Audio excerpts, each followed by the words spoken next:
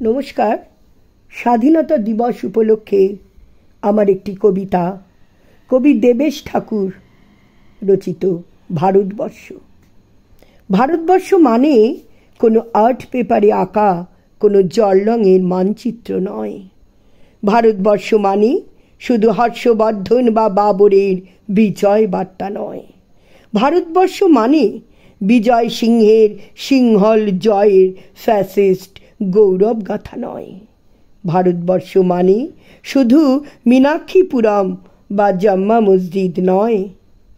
ভারতবর্ষ মানে এক রস ভালোবাসা, আমার তোমার শব্দের, সঙ্গীতের, জীবনের, আকাশের ও মাটির। আমাদের প্রাইমারি স্কুলে অলুখা সাহেব সাদা দাড়ি, মাথায় ফেস ড্রিল করাতেন আমাদের। ডান বাঁ, ডান বাঁ সস্নেহে সতর্ক করতেন, বাবা সকল পা আর হাত মিলিয়ে মিলিয়ে ফেলো। অলুখা সাহেবের গোড়ের মাটিতে আজ ফেরেশতার হাসি, যা ভারতবর্ষের চেরাগ হয়ে জ্বলছে। বদ্র মিয়ার হাতের কর্ণিকে শিব মন্দিরের গায়ে কত ফুল কাটা, আর তার জোগাড়ে হয়ে মশলা মাখছে ঈশান বাউরি। নিয়ামত শেখ আর গোকুল মাহাতো এক পাটাতনে ধান যাচ্ছে। সোনালি গোবিন্দ ভোগে খামারে ঠিকরে পড়ে সোনালি আলু। পরাণ মাঝি দাঁত টানত যুবতী গঙ্গায়, বৈঠা ধরত ফতেনুর মাঝি।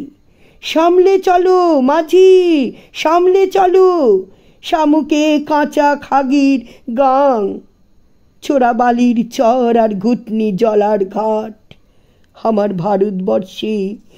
ভারতবর্ষে কোনো গেরুয়া রাজনীতিবিদ কিংবা ইমামের নির্দেশিকা নেই।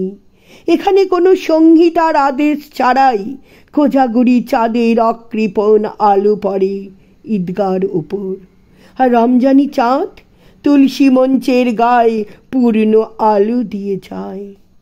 আমার ভারতবর্ষ মানে রবি ঠাকুরের মধ্যে নজরুল, রবি শঙ্কর আর আলী আকবরের যুগলবন্দি, গণেশ পাইন আর মকবুল ফিদার রঙিন ছবি।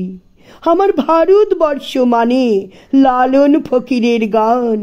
আমার ভারতবর্ষে আমি শুনেছি মোহাম্মদ রফির সঙ্গে লতা মঙ্গেশকরের ডুয়েট। দেখেছি পাল্লা দিয়ে আজহারউদ্দিনের সঙ্গে শচীনের দৌড়। খেলার মাঠের প্রান্তে দাঁড়িয়ে শুনেছি নইবুদ্দিনের তদারকি চিৎকার, বিজয়ন আকিল কুলজিৎ বাইচুং, মাঠটাকে আরো বড় করো, মাঠটাকে আরো বড় করো। মাঠ দিন দিন ছোট হয়ে যাচ্ছে, আমাদের মাঠ দিন দিন ছোট হয়ে যাচ্ছে। মাঠটাকে আরো বড় করা দরকার, আরো অনেক অনেক অনেক বড়।